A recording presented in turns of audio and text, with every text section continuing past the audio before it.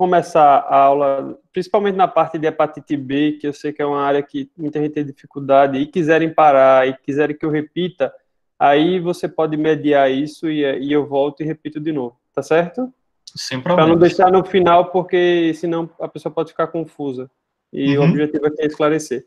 Então, eu dei um pouquinho o título da aula, me pediram para falar de hepatite, só que o paciente, quando chega para a gente com hepatite, ele não chega com hepatite se dizendo assim, doutor, eu estou com hepatite, né? Ele chega com algumas queixas muito inespecíficas, na maioria das vezes. É um enjoo, pode ter uma dor em hipocôndrio direito, principalmente quando você tem uma hepatomegalia de extensão da cápsula de Gleason, que vocês se lembram que o fígado ele não é inervado, né? O que é inervado é a cápsula de Gleason que recobre ele. Então, o fígado só vai doer quando ele tem um aumento rápido e abrupto, que ocorre em quadros de hepatites agudas. Tanto é que a dengue grave, né? Você tem uma dor em hipocôndrio direito, você tem geralmente uma hepatite associada, você pode ter vômitos de repetição, que são sinais de gravidade. Então, é muito, às vezes, difícil a gente chegar a um diagnóstico num paciente que chega com sintomas tão inespecíficos. Por isso, vocês vão ver a quantidade de exame que a gente pede, tá? Então, quando a gente tem uma alteração hepática, a gente divide ela em três, tá? Então, a gente tem uma lesão tipo hepatocelular, uma lesão tipo colestática, e a gente tem uma alteração da função hepática. Mas o que seria hepatocelular? Hepatocelular, a gente está falando de lesão de hepatócito, tá? E o que é que tem no hepatócito que a gente consegue medir? São duas enzimas, a TGO e a TGP, ou a ALT e a AST e a ALT, respectivamente. Então, TGO é a AST e TGP a ALT. Essas duas enzimas, elas são responsáveis por catalisar reações de transferência de grupo aminos, tá? E a TGP, as duas estão localizadas no citoplasma, só que a TGP ela é muito mais específica do fígado, tá certo? Enquanto que a TGO, a gente encontra ela principalmente em músculos, ela é um marcador até de infarto agudo do miocárdio, antigamente, né? Pacientes que têm alterações em massa, alguma hemoglobinopatia, pulmões, cérebro, rins e pâncreas. Mas o principal da gente ver a alteração de TGP muito maior que a TGO, a gente tem que pensar em músculo, né? Em miosite, em rabdomiólise. Um caso que eu vou dar para vocês, uma colega anestesista, ele mandou uma mensagem, eu estou com hepatite. Eu disse, o que foi acontecendo? Não estou sentindo nada. Fui fazer exame de rotina e meu TGP veio de 300, meu TGO veio de 300 e meu TGP veio de 40. O limite de TGO e TGP é entre 30 e 45. Aí eu disse, olha, tá estranho isso. Dose CPK. Aí ela dosou a CPK. A CPK dela estava em 8.000. Aí ela contou, depois que estava fazendo um desses produtos novos aí que fazem roleta russa, sei lá o quê. Um negócio para ela ficar com a barriga tanquinho.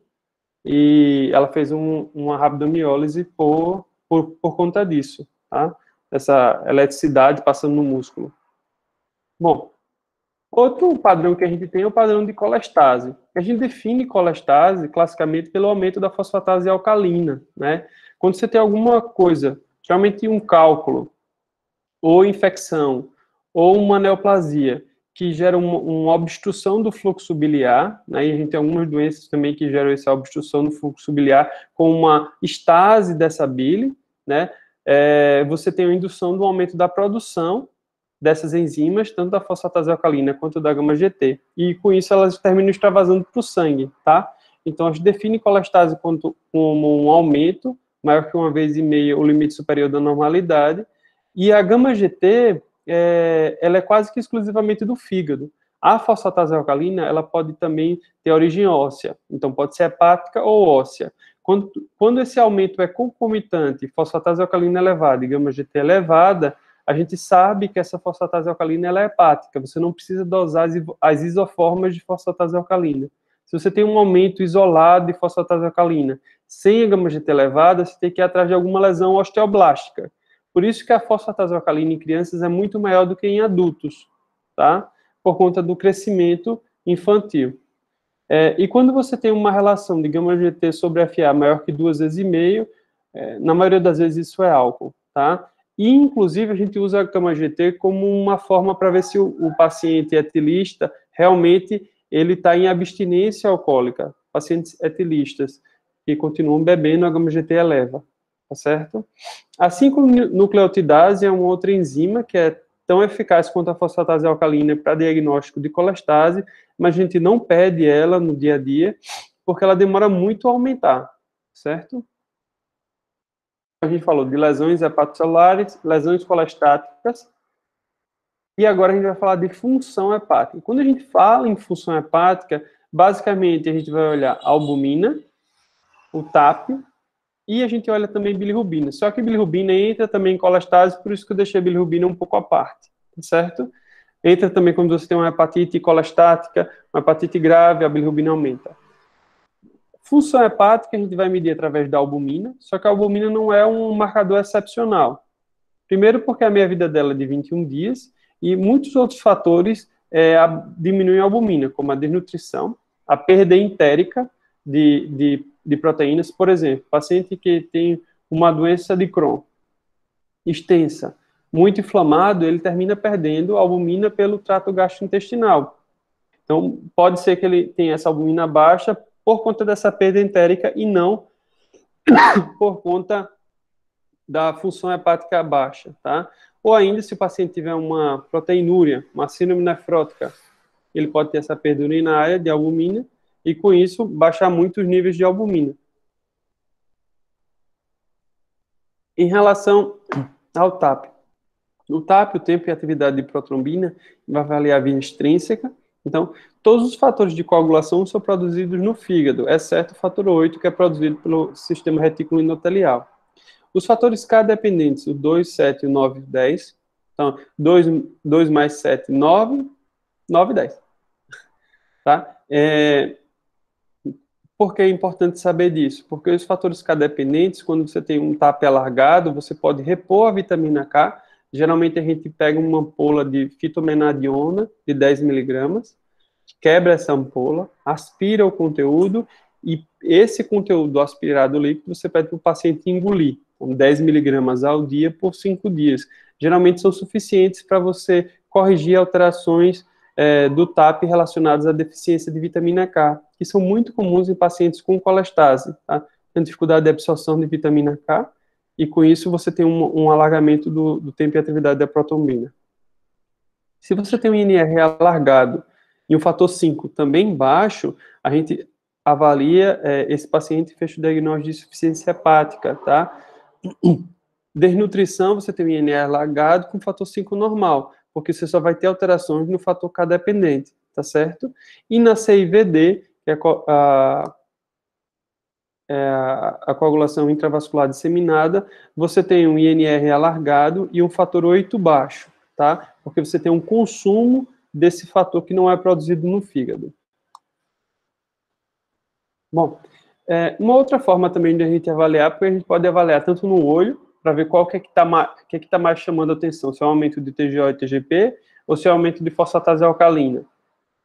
Há uma regra que você consegue fazer, que é a razão da LT sobre a razão da fosfatase alcalina. Então, você vai pegar o valor da LT que deu, dividir pelo valor de referência, o valor da FA que deu, dividir pelo valor de referência. E depois você vai dividir a primeira razão de LT sobre a segunda razão de fosfatase alcalina. Se você tiver um aumento muito maior de LT que fosfatase alcalina, a gente está diante de uma lesão hepatocelular.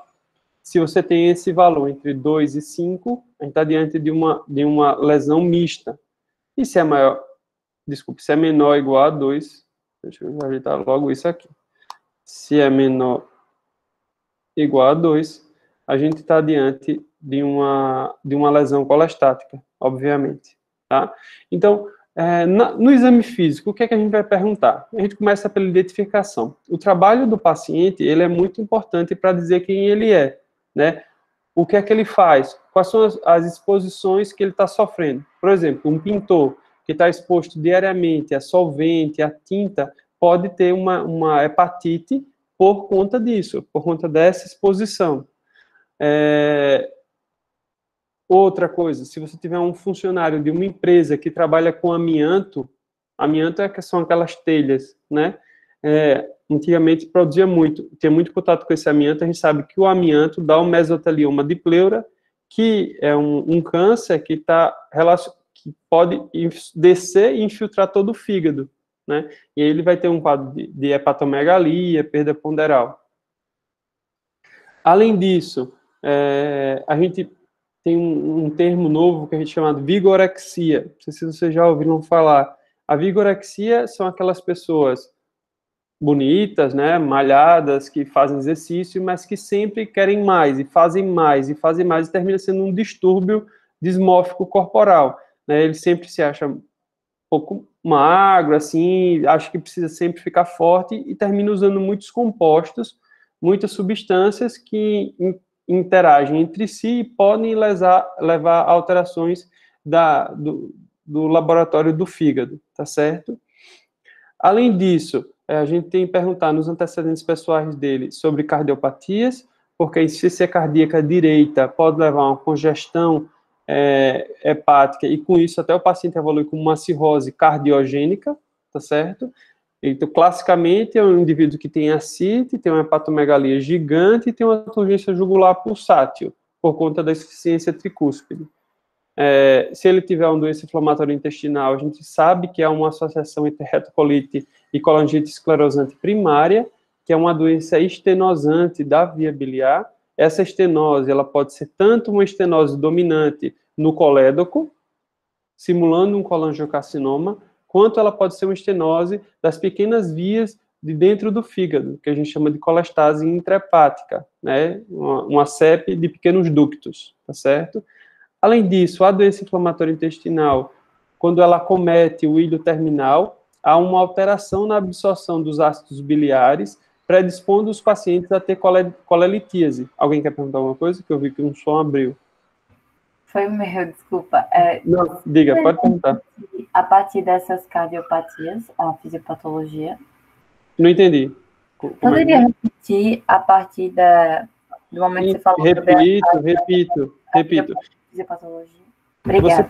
Você tem uma insuficiência cardíaca direita, tá certo? Então, se você tem uma insuficiência tricúspide, o sangue não consegue sair do lado direito, pulmão lado esquerdo, né, para chegar no lado esquerdo.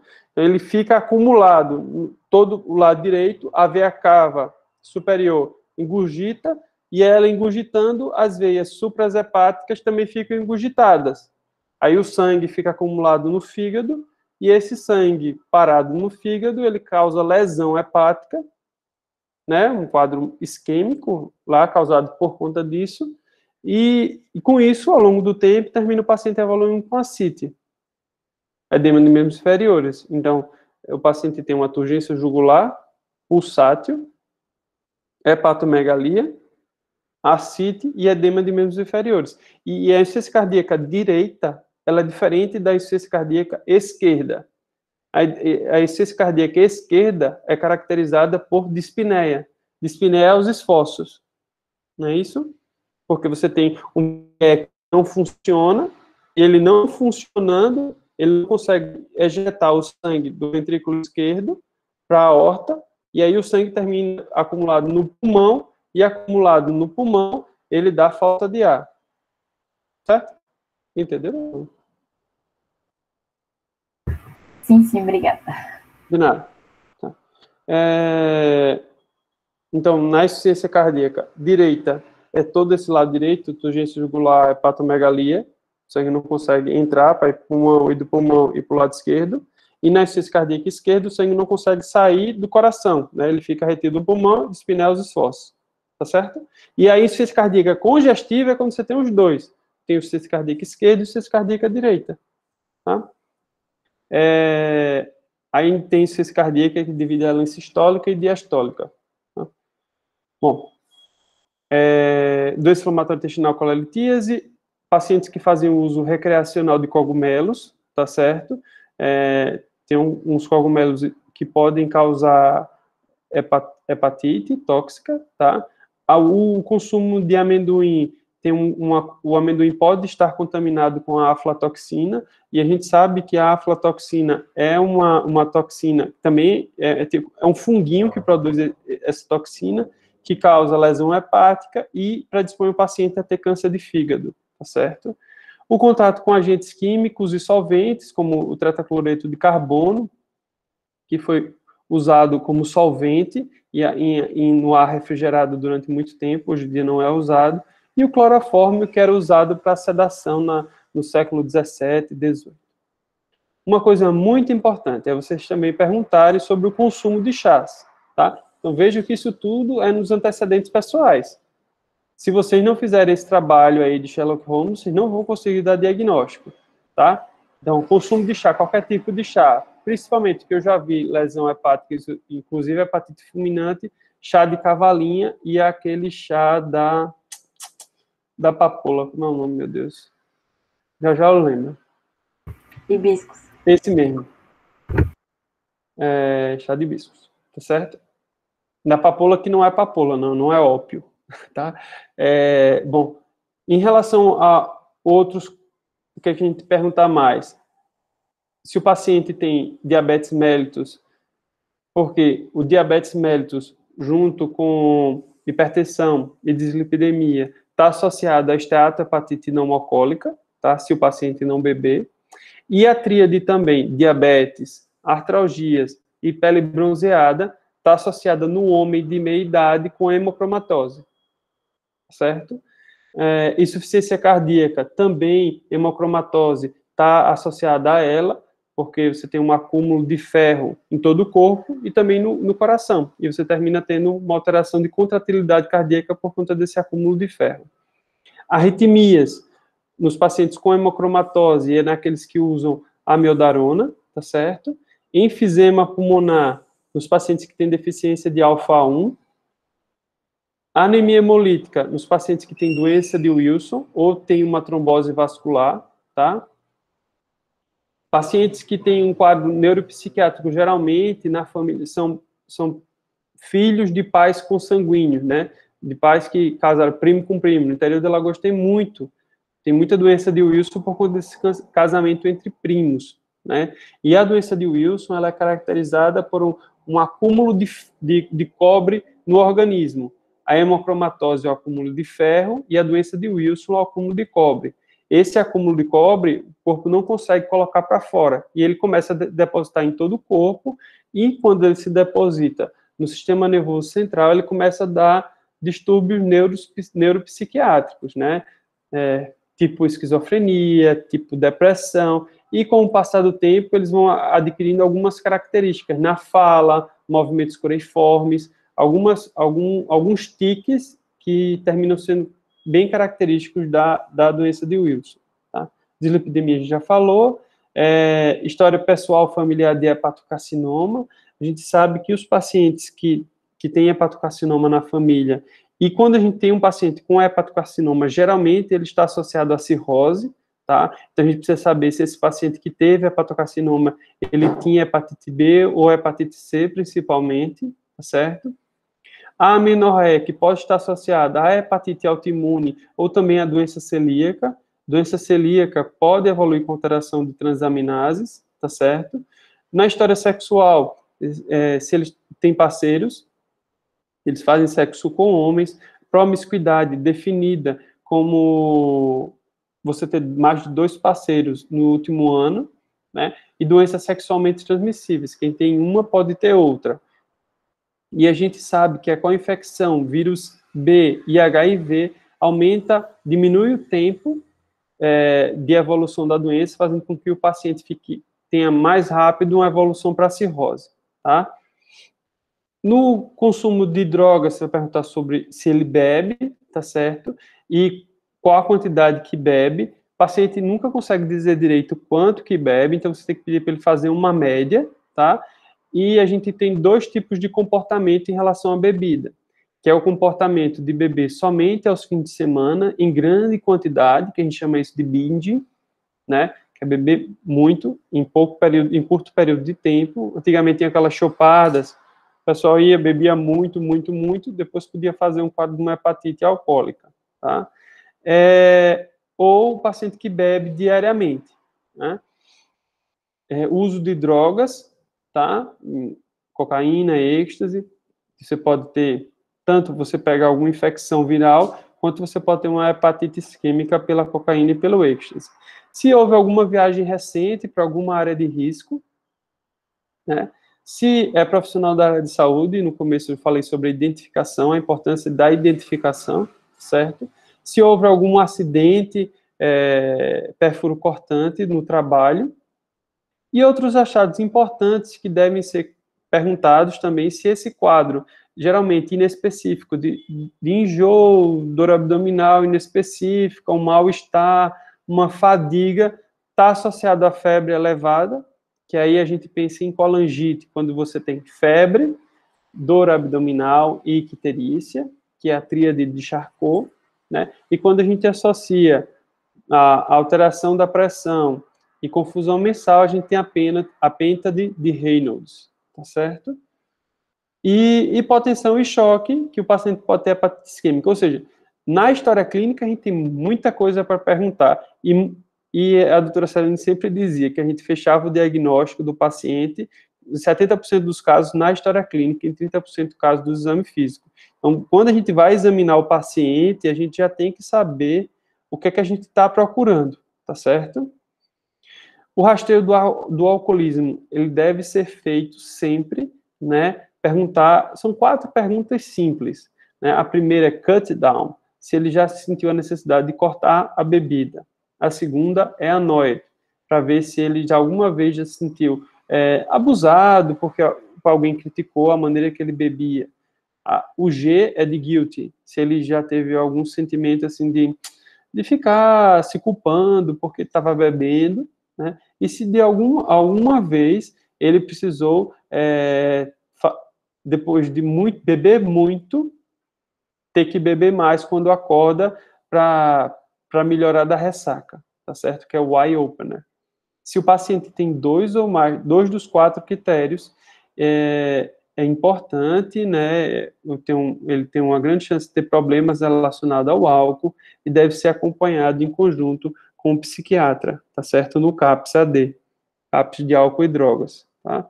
E o que é que a gente considera como um consumo de álcool significativo por mais de 2 anos? São os homens que bebem mais de 15 drinks por semana e as mulheres que bebem mais de 10 drinks por semana, tá certo? Um drink equivale a 360 ml de cerveja, 150 ml de vinho e 40 ml de destilado. Mulheres que fazem um consumo de mais de 20 gramas por dia de álcool e homens com mais de 30 a 40 gramas por dia de álcool estão em risco, né, esse é um outro jeito também da gente mensurar o quanto que bebe, de ter uma hepatite alcoólica, tá?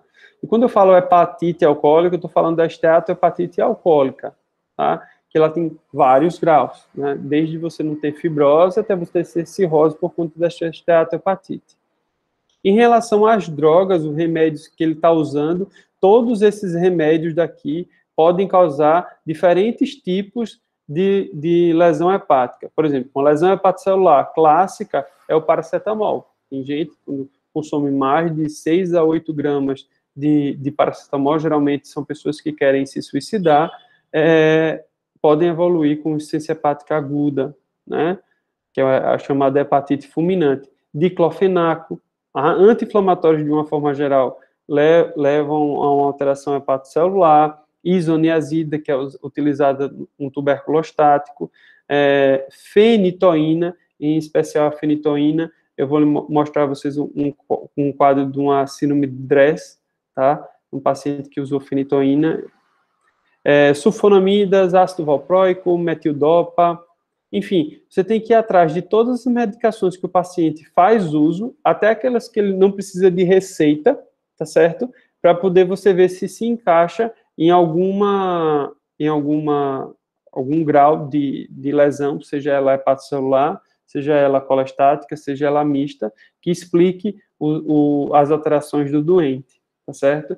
E quando a gente vê o doente clássico, hepatopático cirrótico, né, já clássico, não tem muita dúvida, né? Então, ver o paciente amarelinho, canarinho, com eritema palmar, telangiectasias, que são os spiders, ginecomastia, ginecomastia, aumento dos seios, né, do peito.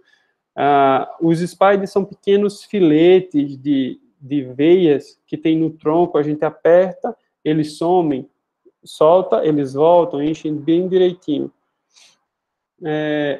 O fígado com a borda já romba, uma borda de superfície irregular, grosseira, ascite, com circulação colateral tipo porta, encefalopatia hepática, e precisa lembrar do flapping, né? Que é você pegar e induzir o clonus, né? Ele faz assim, vai decompondo o movimento, ou então, em repouso, ele decompõe o movimento. Além da caquexia, né? Uma sarcopenia importante.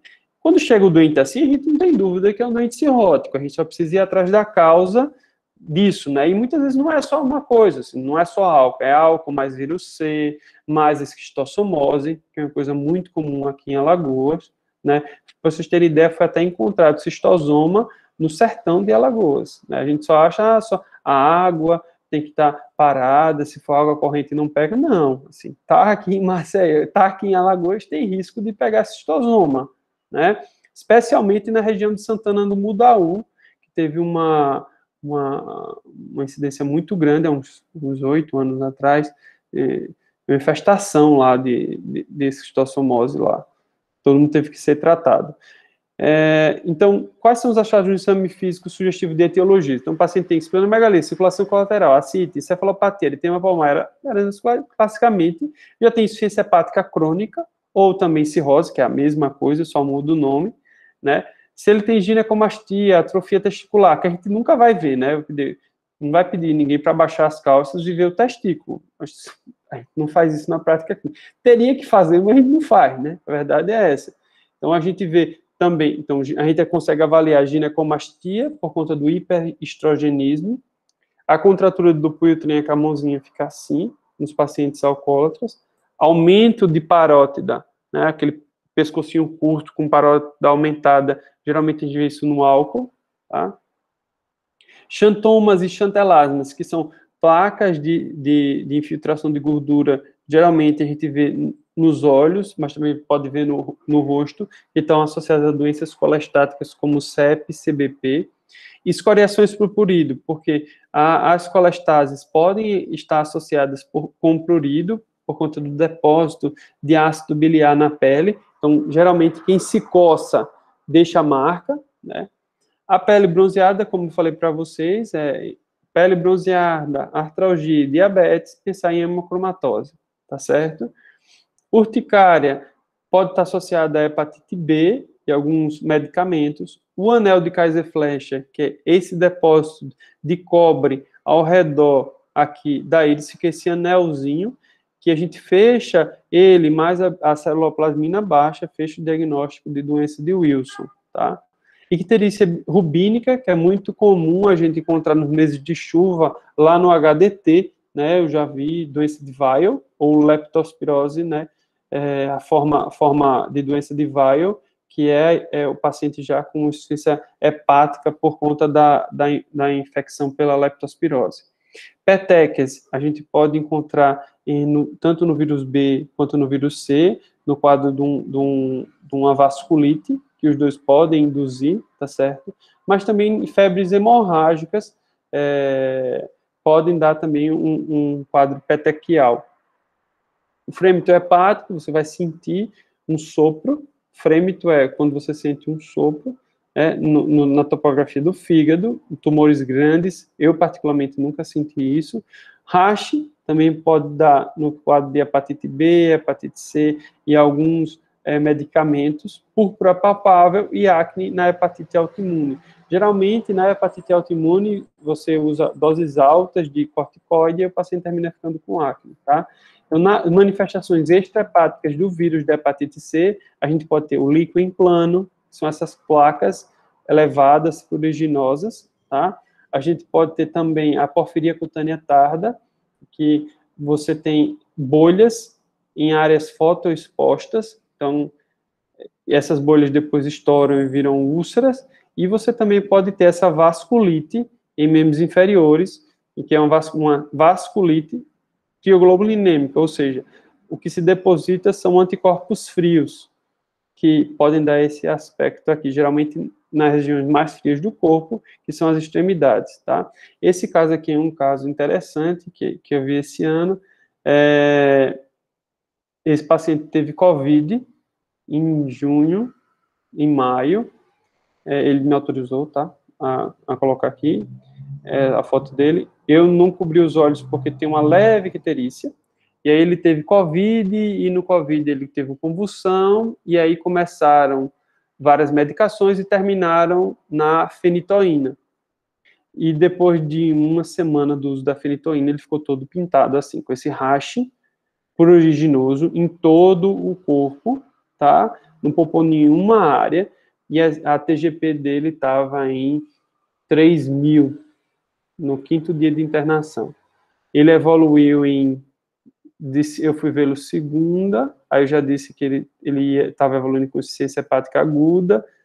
Na quinta-feira, a gente transferiu ele para Recife para transplantar ele, né? Infelizmente, ele demorou muito a atingir os critérios de hepatite fulminante, e quando ele atingiu os critérios de hepatite fulminante que listaram ele, ele faleceu. Estava muito, muito ruim para tratar. Ele tinha 37 anos. Bom, então, a síndrome de Dress, você tem um rash importante, tá? Geralmente após exposição com ferritoína, mas também eu já vi com carbamazepina. Você tem alterações de pele, eosinofilia importante e relação com a droga, tá? Quando o paciente tem ascite e a gente vai examinar ele no exame físico, né?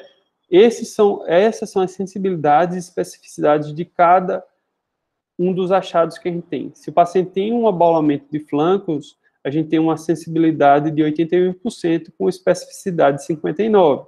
Né? Porque a gordura também pode abalar os flancos, não é isso? Se ele tem uma massa 6 de flancos, você tem uma sensibilidade de 84% e uma especificidade baixa também. Mas quando essa massa 6 ela é móvel, é o melhor, o inicial, o sinal clínico mais precoce para a gente detectar a ascite, né? Que aí você percute, vê que ele tem o semicírculo de Skoda, hipertimpânico em cima, na região do epigástrico, e nos flancos ele está maciço, e aí quando você vira o doente, o timpanismo saiu do epigástrico e foi para o flanco, que está na parte de cima. O que está na parte de baixo ficou maciço, ou seja, indica que tem um líquido que está se movendo dentro da cavidade abdominal, que é a ascite, tá? Quando você tem piparote, a acessibilidade é menor, mas a especificidade é muito alta, não tem muita dúvida. Para você ter massa 6 móvel, você tem que ter um acúmulo de mais de 1,5 litro, tá certo? Bom, e quando a gente tem um paciente que tem testes bioquímicos hepáticos, um check-up, e o paciente é assintomático, a grande maioria das vezes o paciente não tem nenhuma doença hepática. Se a elevação for discreta, e o paciente não tiver nada sugestivo, não tem chá, não tem remédio, não tem nenhuma doença, não tem mais nada, você pode repetir os exames, e se vier tudo normal, acabou por aí. Eu termino sempre na primeira consulta pedindo também sempre as sorologias virais. Por quê? Porque a gente não pode, o paciente pode não saber que tem hepatite B, hepatite C, né? E essa elevação discreta que ele teve foi por conta da hepatite B, hepatite C e HIV. Então, toda primeira consulta a gente faz isso, tá? E se a elevação ela persiste, ainda que discreta, estão alterados os exames, a gente tem que prosseguir uma investigação mais detalhada, porque pode ser várias coisas, tá? Se você tem uma elevação mais intensa, a gente considera então, discreta até 5 vezes o limite superior da normalidade, moderada de 5 a 15 e intensa maior que 15, tá certo? Então, elevações discretas de transaminases, pode ser isso tudo aqui, minha gente. Pode ser uma hepatite viral crônica por vírus B ou vírus C, uma esteatohepatite não alcoólica, uma esteatohepatite alcoólica, algum quadro medicamentoso, hemocromatose, hepatite autoimune, uma hepatite aguda viral, que pode ser pelo vírus A, vírus B, vírus C, vírus D, vírus E, citomegalovírus, Epstein-Barr, herpes vírus, adenovírus, doença de Wilson e deficiência de alfa-1 antitripsina. E todos vão dar os mesmos sintomas, né? Uma doença oligossintomática ou assintomática, exceto nos quadros de hepatite aguda viral, que habitualmente o paciente tem febre, tem alguma outra, uma linfonomegalia, se for um Epstein-Barr, alguma outra coisa associada, diarreia, né? Nos quadros de hepatite crônica por vírus B e vírus C, habitualmente não se tem nada, tá? Elevações moderadas de transaminases, qualquer doença hepática pode evoluir com essas elevações moderadas, mas habitualmente é uma hepatite por vírus ou medicamentos, tá? E nos casos da hepatite aguda viral, por esses vírus não hepatotrópicos, né, porque de A a E são todos hepatotrópicos, esses outros aqui tendem a melhorar rapidamente. Então, você tem uma alteração que do nada já normalizou. Habitualmente, foi um vírus que você não conseguiu pegar.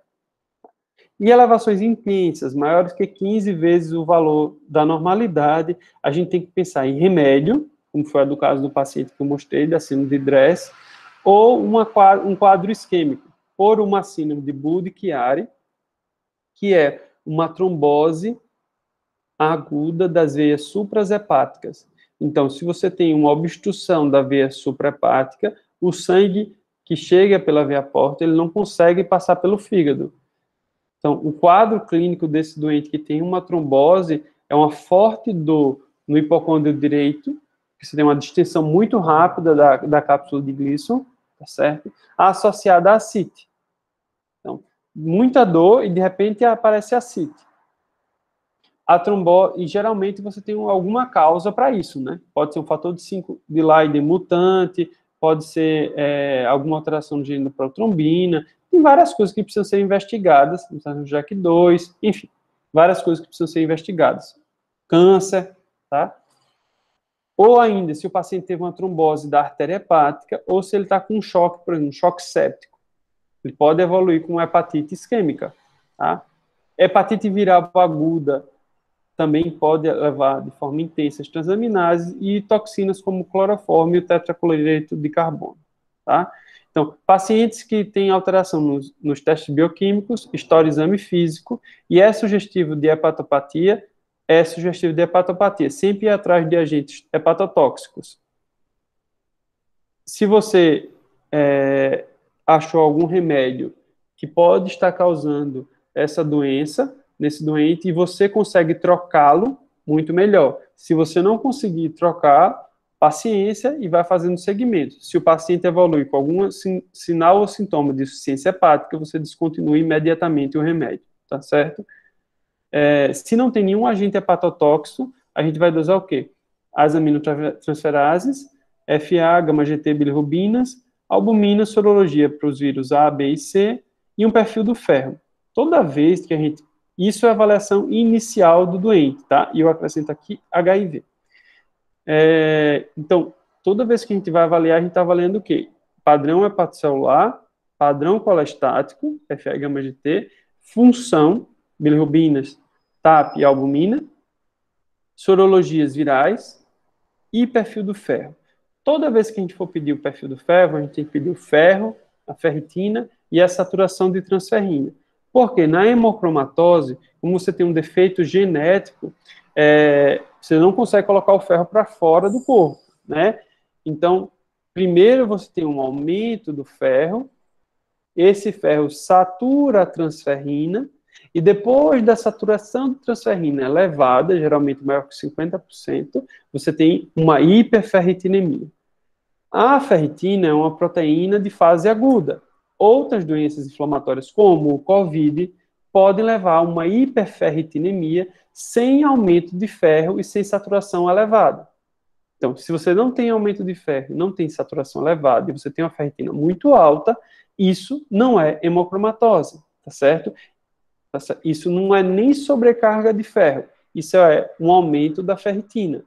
Esse aumento da ferritina geralmente está associado a um quadro muito inflamatório, como um COVID, artrite reumatoide juvenil,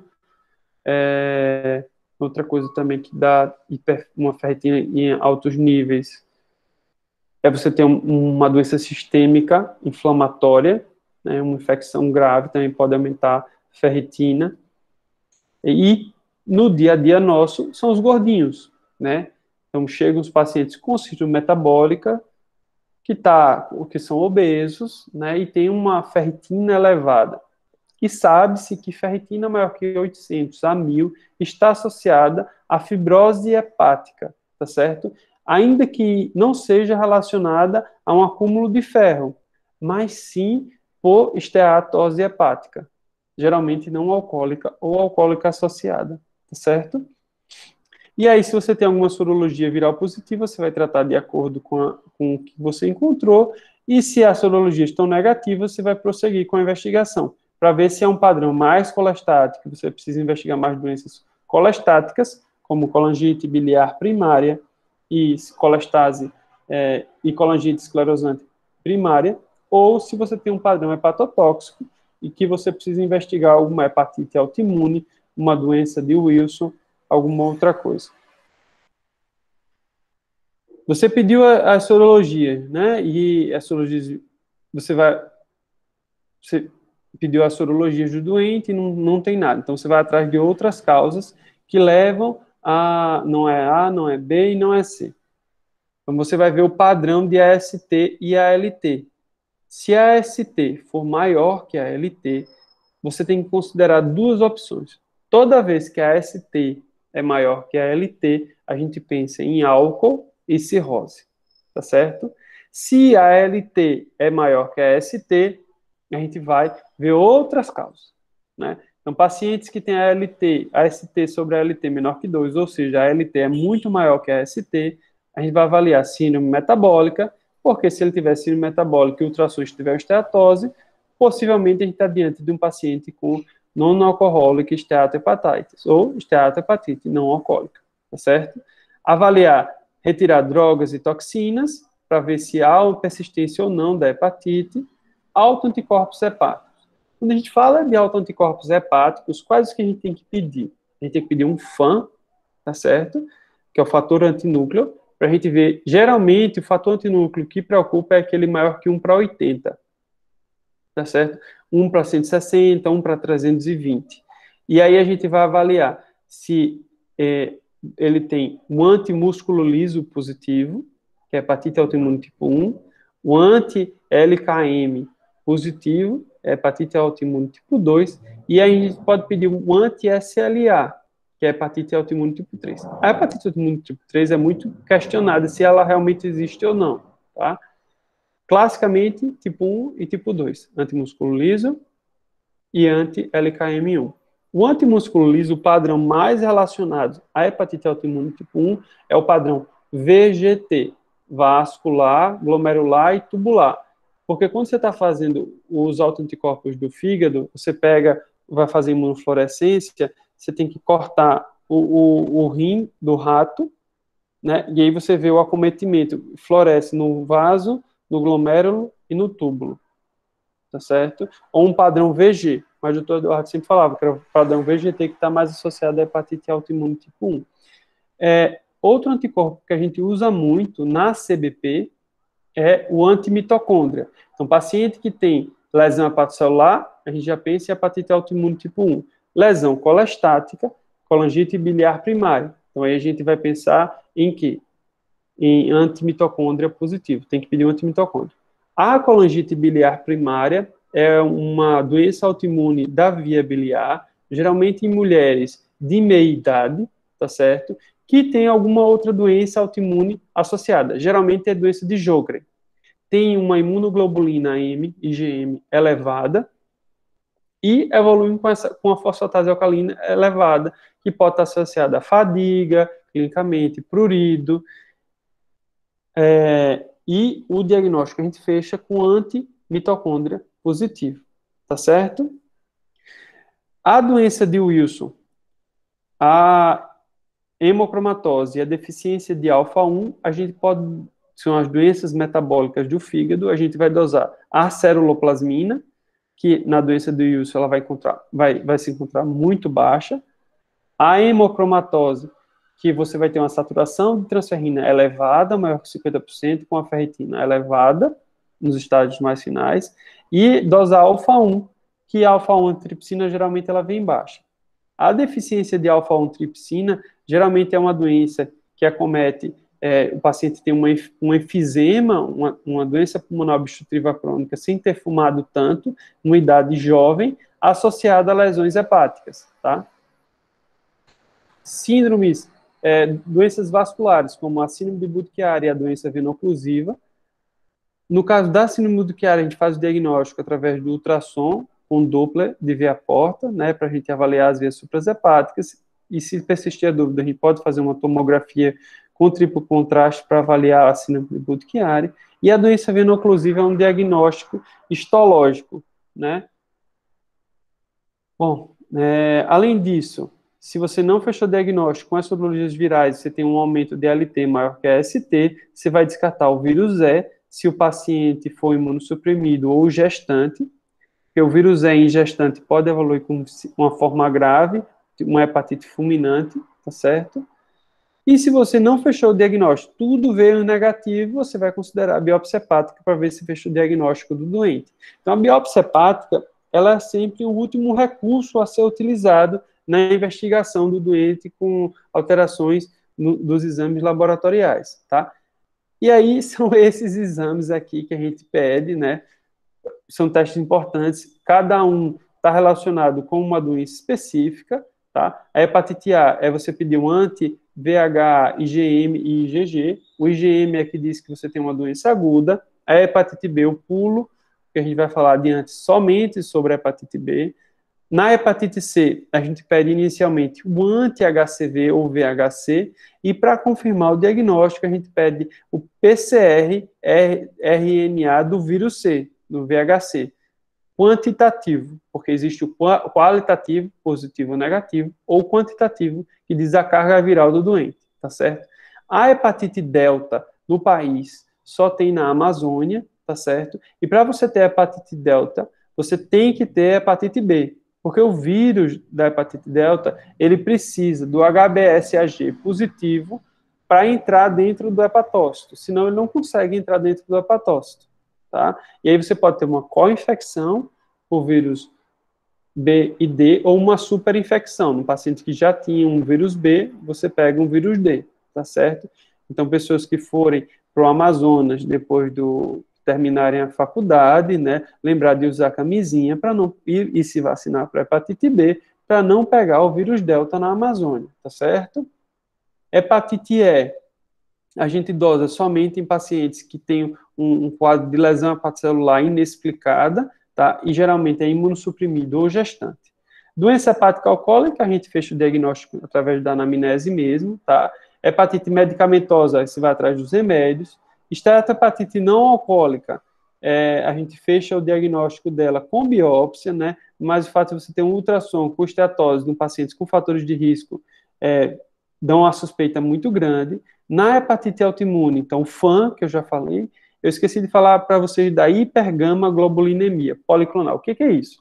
Quando a gente está diante de uma eletroforese de proteína, deixa eu baixar aqui para vocês, mostrar para vocês aqui isso aqui.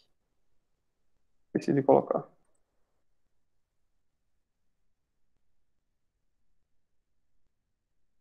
Bom, a gente está diante de uma eletroforese de proteína. Então, vocês veem aqui que esse é um pico da proteína albumina, alfa-1, alfa-2, beta-1, beta-2 e gama, tá certo? Quando você tem isso daqui, é uma eletroforese normal, tá certo? Na hepatopatia crônica, você tem isso aqui, ó. Você tem um aumento, mas não é esse aqui deu certinho. Esse daqui é um aumento policlonal, ou seja, você tem várias gama-globulinas elevadas, tá certo? Vários subtipos dela. Então, você tem uma hipergama-globulinemia policlonal. Quando você tem um pico monoclonal, que esse está bem bonito, você tem uma única célula que produz várias proteínas iguais. E isso a gente dá o diagnóstico de mieloma múltiplo ou macroglobulinemia de Waldenström, tá? Quando você tem essa alteração daqui, você olha o gráfico da eletroforese, você vê esse pico monoclonal, isso daqui fala a favor de uma neoplasia hematológica, que é o mieloma múltiplo, ou você pode ter uma plasmocitose. Você tem muitos plasmócitos iguais que produzem a mesma proteína, tá certo? Aí se encaminha para o hemato, para avaliar isso, tá? No nosso caso, é aquele formato em montanha, que é uma hipergama policlonal, que é comum a gente encontrar na hepatite autoimune, tá certo? É um dos critérios diagnósticos da hepatite autoimune. Com antimusculise positivo, anti-LKM1, é o fígado rim positivo, ou anti-SLA positivo.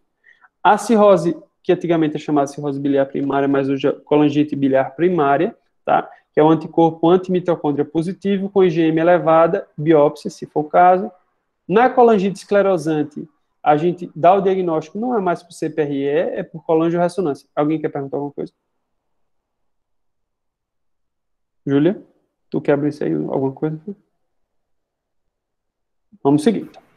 Não, ninguém perguntou nada, não. Tá bom. Hemocromatose, a gente tem elevações intensas da ferritina, mas inicialmente é o ferro elevado, que aumenta a saturação maior que 50%, e hiperferritinemia, tá certo? Doença de Wilson, diminuição da ceruloplasmina, e na deficiência de alfa-1, os níveis de alfa-1 estão baixos, tá certo? Então, toda vez que a gente tem aqui, tem uma hepatite viral, uma lesão hepatocelular, você tem um antivírus da hepatite A, IgM positivo, você tem o diagnóstico de uma hepatite viral aguda, tá? Quando você tem um anti-HBC IgM positivo, a hepatite B é aguda. E o anti-HCV, a gente vai pedir sempre o PCR do RNA, porque a gente precisa fechar o diagnóstico que isso não é um falso positivo. E se ele tem, a gente vai avaliar, porque possivelmente, na maioria das vezes, a gente está diante do paciente com hepatite crônica por vírus C, tá certo?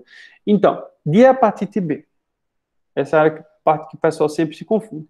Tudo que tem um antígeno, tem um anticorpo junto, tá certo? Então, a gente tem um antígeno, AG, do vírus da hepatite B, superfície. Então, o antígeno de superfície da hepatite B, ou AGHBS, antígeno da hepatite B de superfície. Ou antígeno de enzima da hepatite B, ou antígeno do core, do núcleo da hepatite B. Desses, quais que a gente consegue mensurar? O HBsAg e o HbAg.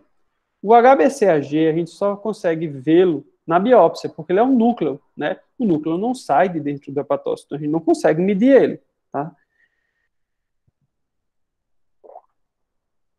E o anticorpo?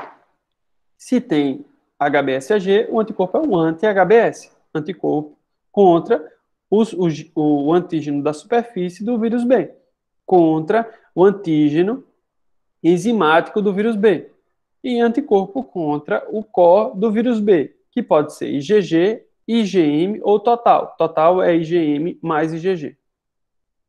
Pronto. Então, o vírus da hepatite B é um vírus de DNA, é o único vírus de DNA que a gente tem, e essa característica dele ser um vírus de DNA, ele faz com que ele se ligue ao nosso DNA, formando o cccDNA. Esse cccDNA, que é uma ligação covalente, ele se junta com o nosso gene e nunca mais sai. Então, o vírus da hepatite B, quando a gente fala, você foi curado pela hepatite B, você está curado entre aspas. No momento, você está numa fase que seu sistema imune está funcionando e o vírus está lá dormindo. Mas se você se passar por alguma quimioterapia, usar corticoide por muito tempo, usar alguma imunossupressão maior, esse vírus pode voltar à tona, tá? E geralmente, quando ele volta à tona, ele volta sem sintomas e o HBsAg, que era o antígeno da superfície do vírus B, que estava negativo, ele se torna positivo, tá certo? Então, o curso da hepatite B, o que marca a doença ativa é você ter o HBsAg, tá? Então, o marcador de doença é HBsAg positivo, ou AG-HBS. E marcador de cura? Se esse é o de doença, obviamente o anticorpo só pode ser a cura, não é isso? O anti-HBS.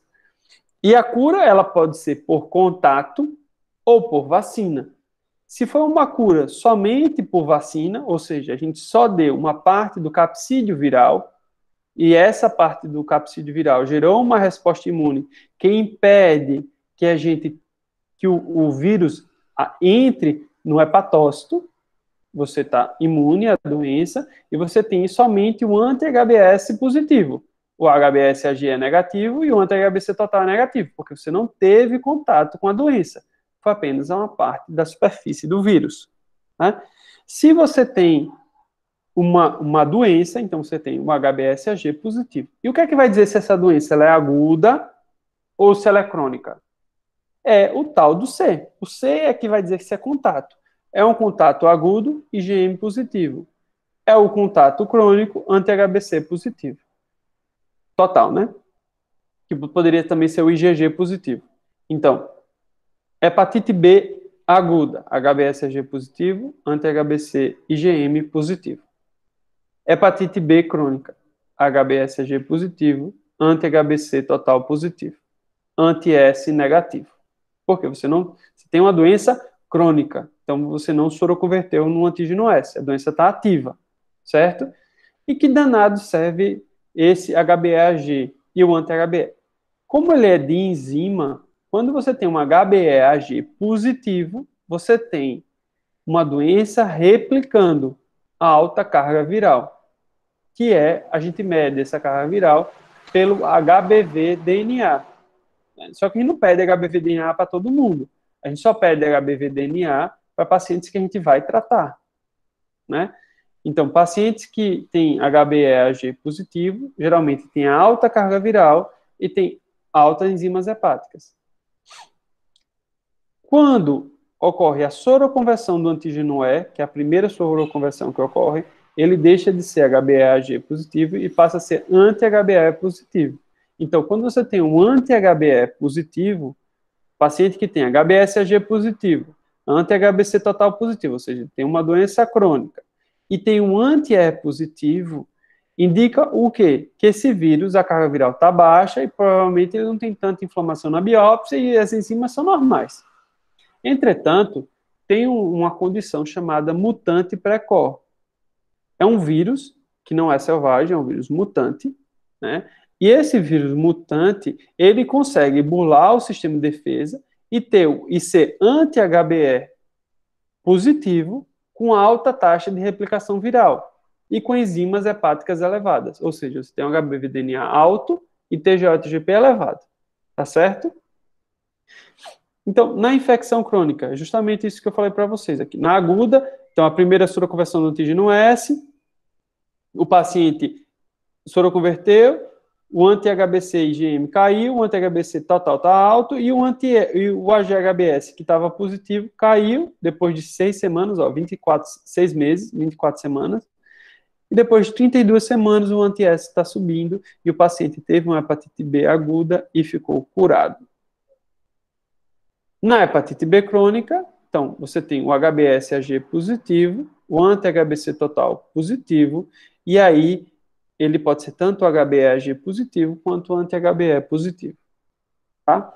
Essa é a tabelinha que a gente tem que saber de cor, tá certo? Porque isso cai em prova de residência. Tá? Alguém tem alguma dúvida sobre sorologia?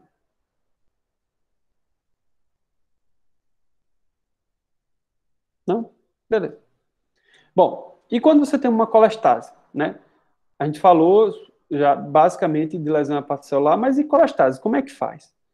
Então, esse aumento de fosfatase alcalina é mesmo de origem hepática? É de origem hepática, a gama-GT está elevada. Vamos fazer um ultrassom? Tá, por quê? O ultrassom de abdômen, ele vai ser importante para ver se tem dilatação de via biliar ou se não tem dilatação de via biliar. Se tem dilatação de via biliar, tem duas coisas que pode ser. Ou é um câncer, que está obstruindo a via biliar, ou é uma pedra, tá certo? Que está obstruindo a via biliar. De toda forma, o melhor a fazer inicialmente, depois de um ultrassom com dilatação de via biliar, é a gente fazer uma colangiorressonância, tá certo? Porque a colangiorressonância com contraste, ela vai delimitar o ponto de obstrução. E ela é muito melhor que a tomografia para fechar o diagnóstico do ponto de obstrução. A CPRE, que é a colangioppancreatografia retrógrada endoscópica, é um exame endoscópico, que a gente entra com o duodenoscópio, acessa a papila duodenal, cateteriza a papila duodenal e você vai tratar. Então, a CPRE diagnóstica hoje quase não é utilizada. É a CPRE terapêutica, para tirar cálculo, passar estente, desobstruir a via biliar, porque a obstrução da via biliar é um risco de colangite. Se o paciente não tem ducto dilatado no ultrassom, a gente vai pedir o quê? Um antimitocôndria. Por quê? Se o antimitocôndria vier positivo, o diagnóstico é de uma CBP. Se o paciente tiver um antimitocôndria negativo, possivelmente esse paciente tem uma CEP, tá certo? E aí a gente tem que fazer uma biópsia hepática, alguma outra condição que está levando a uma colestase, uma PFIC, uma fibrose familiar progressiva, ou uma BRIC, que é uma colestase biliar recorrente. E aí você pode também fazer, nesse caso de dúvida, diagnóstico, uma colangiorressonância, tá certo?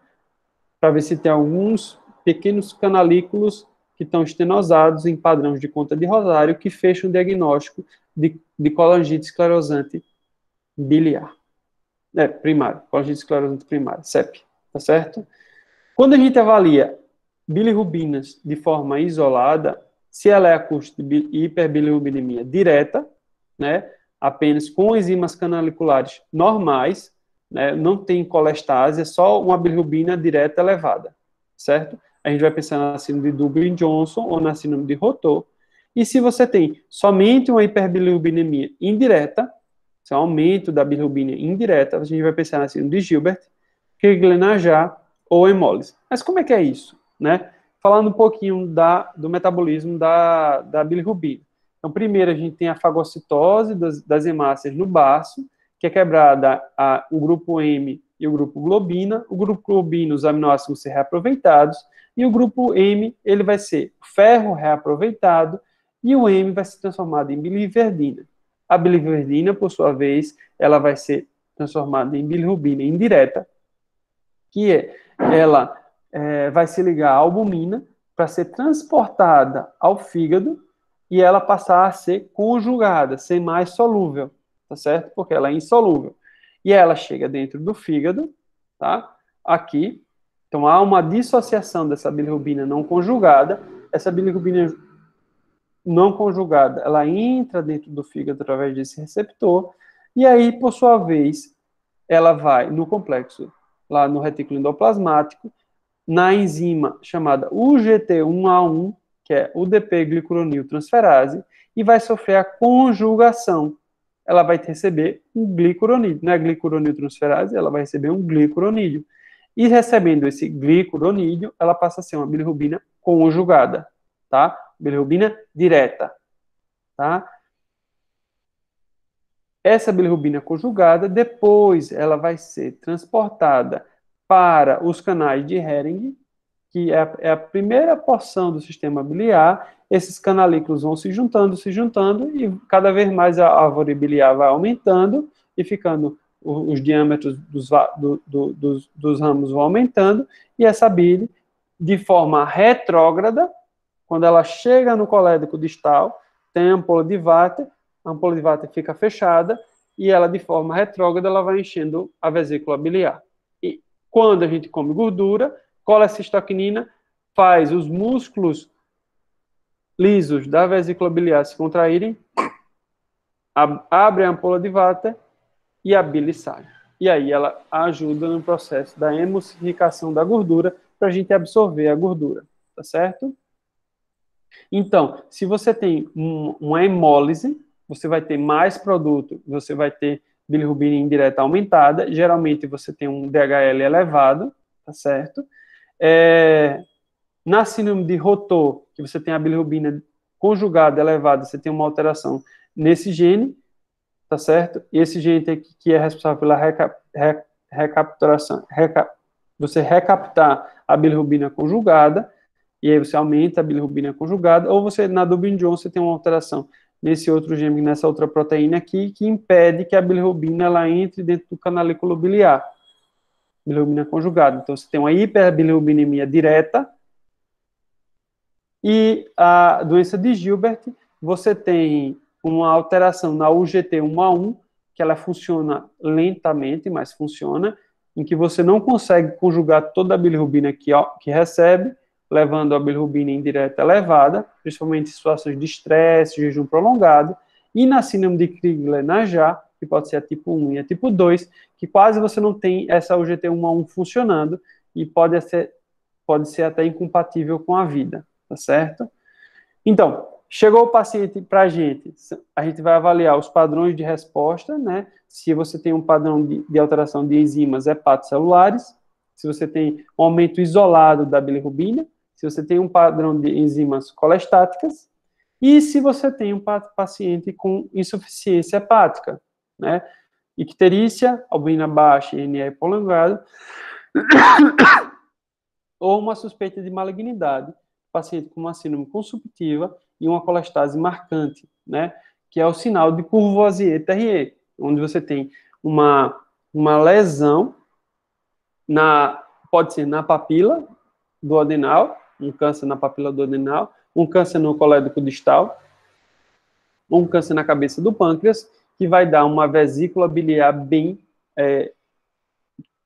tumefeita, palpável.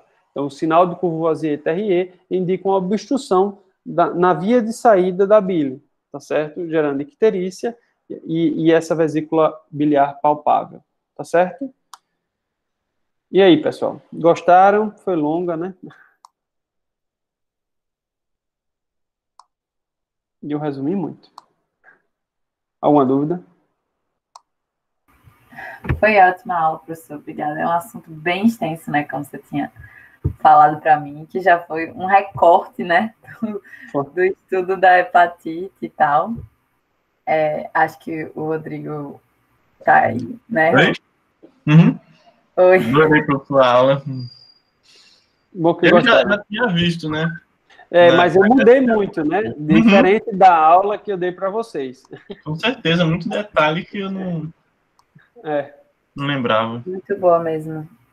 Tá bom, pessoal. Alguém tem alguma dúvida? Quer perguntar alguma coisa? Alguma dúvida, se quiserem digitar no chat, a gente pode ler. Eu tô vendo aqui. Ah, tá. Saiba, não tenho vergonha. Sempre.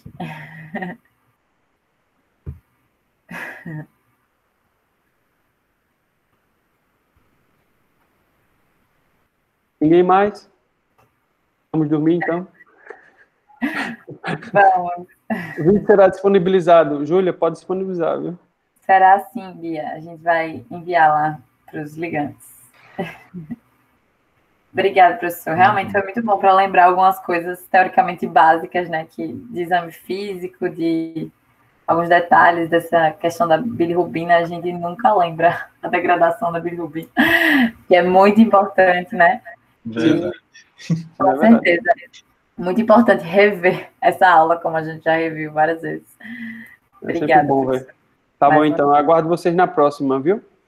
Um beijo. Beijo. Tchau. Boa noite Obrigada a todos. A todo mundo, pessoal. Boa noite. Espero que tenham aproveitado aí a aula do professor. Valeu, gente. Se tiverem alguma dúvida depois, ficaram com vergonha, podem mandar que a gente repassa ao professor. Exatamente. Ele é muito de boa, gente, não precisa de vergonha. Não, ele da prática, se quem está assistindo puder depois acompanhar, nossa, gente, ele é um super